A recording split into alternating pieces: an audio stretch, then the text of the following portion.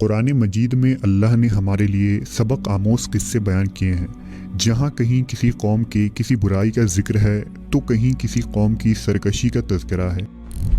ان اقوام پر آنے والے خوفناک عذاب اور ان کے انجام سے نہ صرف قریش مکہ بلکہ اہل کتاب اور اس زمانے کے لوگوں کو ڈرایا گیا ہے، یہاں تک کہ یہ دنیا میں آنے والے تمام انسانوں کے لیے نصیحت ہے۔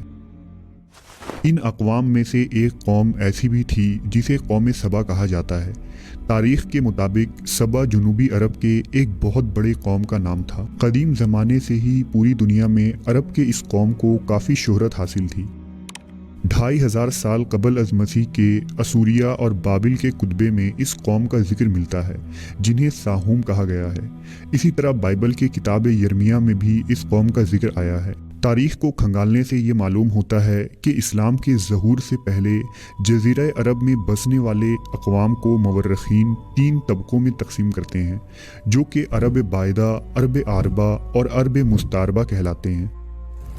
بہرحال قوم سبا کا تعلق عربوں کے دوسرے طبقے یعنی عرب عاربہ سے تھا۔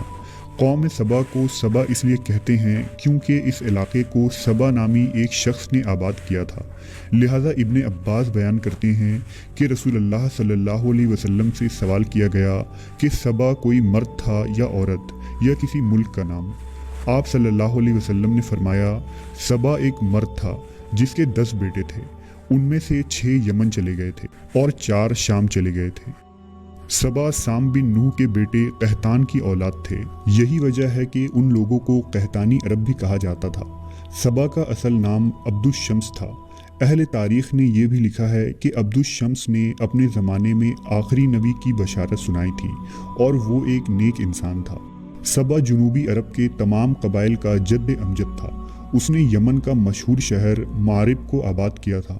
ابن کثیر نے یہ بھی لکھا ہے کہ سبا بعد میں یمن کے بادشاہوں کا لقب ہو گیا تھا اور ملکہ سبا یعنی بلقیس کا تعلق بھی اسی سلطنت سے تھا۔ قوم سبا کی سلطنتیں ایک زمانے میں اتنی طاقتور ہو گئی تھیں کہ مصر، شام، ایران اور ہند تک کے علاقے تک پھیل گئے، جہاں کے کھنڈرات میں ان کے نشانات اب بھی موجود ہیں۔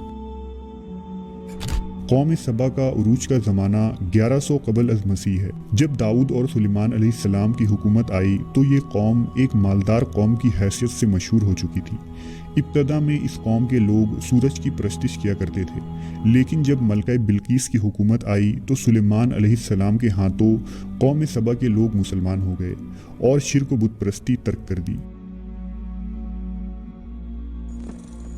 امام ابن کثیر لکھتے ہیں کہ قوم سبا کے علاقے میں مارب نامی ایک شہر تھا۔ یہ شہر بلق نامی 2 پہاڑوں کے درمیان تھا۔ پہاڑوں سے بارش کا پانی آنے کی صورت میں یہ شہر ہمیشہ سیلابوں کی زد میں رہتا، لہٰذا اس شہر کے بادشاہوں نے، جس میں ملکہ بلقیس کا نام بھی آتا ہے، دونوں پہاڑوں کے درمیان ایک مضبوط بند تعمیر کیا جس نے سیلاب کو روک کر پانی کا ذخیرہ بنا دیا۔ بند کے اندر اوپر نیچے پانی نکلنے کے لیے 3 دروازے بنائے گئے۔ اس بند کے نیچے ایک بڑا تالاب تھا جس میں 12 نہریں نکالی گئی جو شہر کے مختلف اطراف میں پہنچائی گئی۔ دونوں پہاڑوں کے کناروں پر باغات لگائے گئے تھے جس میں ہر طرح کے درخت اور ہر قسم کے پھل بکثرت پیدا ہوتے تھے۔ کہتے ہیں کہ قدرت کی فراوانی اس قدر تھی کہ ایک عورت سر پر ٹوکری لے کر چلتی تو درختوں سے ٹوٹ کر گرنے والے پھلوں سے وہ ٹوکری خود بخود بھر جاتی۔ سینکڑوں میلوں میں پھیلے باغات کا سلسلہ دیکھنے سے یوں لگتا تھا کہ یہ ایک خوابوں کا شہر ہے۔ قسم قسم کے پھلدار درختوں اور پھولوں کی کثرت سے پورا علاقہ معطر ہو گیا تھا، اور جب ہوا چلتی تو اس خوشبو سے لوگ لطف اندوز ہوا کرتے تھے۔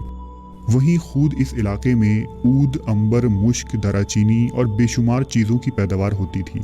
اللہ نے اس علاقے کو بلد طیبہ قرار دیا ہے، جس میں سردی گرمی کا اعتدال اور آب و ہوا ایسی صحت بخش کہ پورے شہر میں مچھر، مکھی، سانپ، بچھو جیسے موذی جانور کا نام و نشان بھی نہیں تھا۔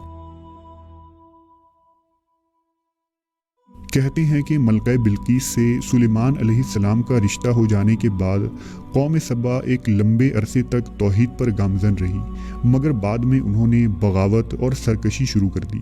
وہ لوگ کافر ہو گئے، ان کے اندر شرک و بت پرستی کا زور ہو گیا۔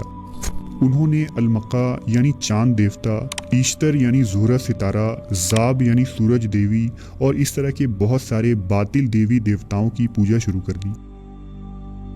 न सिर्फ शिर्क बुत परस्ती बल्कि कौम सबा के लोग निहायत ही ऐश पसंद और अल्लाह के नाशुक्रे बन गए थे और मालो दौलत के नशे में चूर हो चुके थे। वो खुदा की याद से गाफिल हो गए। इतने सारे नेमतों और राहतों की फरावानी के बावजूद वो अल्लाह को भूल बैठे और दुनिया की दिल फरेबियों में ही मस्त हो गए। कौम सबा के लोग असराफ करने लगे थे और खुदा की दी हुई नेमतों को बेजा बर्बाद करने लगे थे। हालत ये थी कि ये लोग खालिस गुंदुम की बनी रोटियों से बच्चों के बदन की गंदगी साफ किया करते थे। बाद में उन गंदी रोटियों को इकट्ठा करने से एक पहाड़ बन गया था। जब कोई सालेह शख्स उन्हें इस अमल से डराता और अल्लाह का खौफ दिलाता तो वो जवाब देते कि जाओ, हमें भूख और अनाज की कमी से कोई डर नहीं है, हमारे पास बहुत सारे फल, गुंदुम और मेवे हैं। गर्ज ये कि नेमतों की कसरत ने उन्हें गाफिल कर दिया।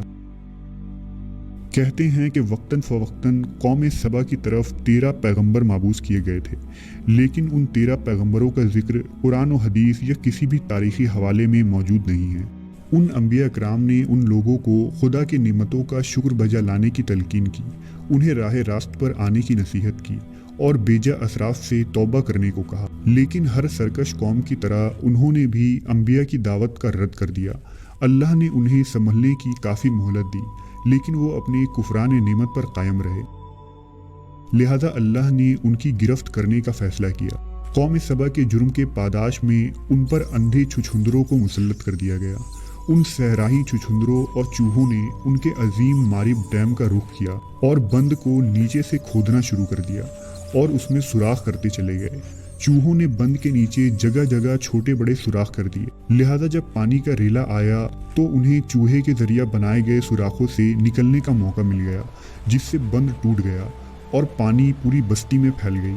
कौम सबा के तमाम बागात और खेत पानी में गर्क हो गए। पानी के रेले में अहले सबा का माल व असबाब और मवेशी सब बहते चले गए।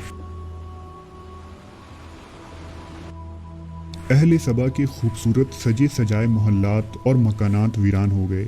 सबा के लोग पानी में गर्क होकर हलाक हो गए। मवर्रखीन लिखते हैं कि सबा के कुछ लोग भागकर अरब के वस्त में यसरफ चले गए। ये कबीला औस व खिजरिज था, जिन्होंने बाद में मदीना शहर को आबाद किया और उनका जद्द अमजद अम्र बिन आमिर नामी शख्स था। नेमतों की कसरत ने कौम सबा को शुक्र बजा लाने के बजाय सरमस्त और खुदा की याद से गाफिल कर दिया था, जिसके नतीजे में उन्हें तबाह कर डाला गया। ये सज़ा उनके अपने ही अमाल का बदला था जो उन्होंने किए थे। इस तरह अल्लाह के गज़ब ने इस कौम को इंतहाई उरूज से गिराकर उस गड्ढे में फेंक दिया जहाँ से फिर कोई मगलूब कौम कभी खड़ी नहीं हो सकती।